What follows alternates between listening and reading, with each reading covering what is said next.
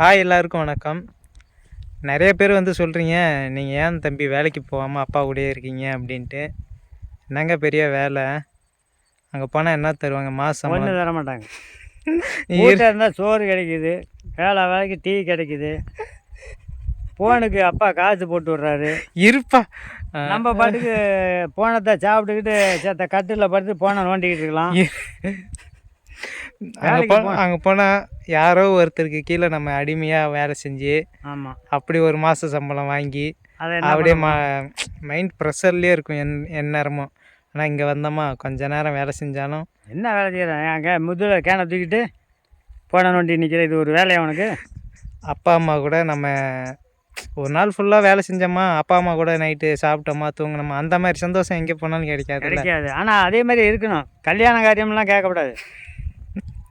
ஏன் கேட்கக்கூடாது? நீ எங்களோட இரு, அப்புறம் நாங்கள் சம்பாதிச்சு போகிறோம் சாப்பிட்டு, அப்புறம் நாங்கள் சாப்பிட்றதுக்கு முன்னாடி முதல் நாள் நீ செத்துப்போம்.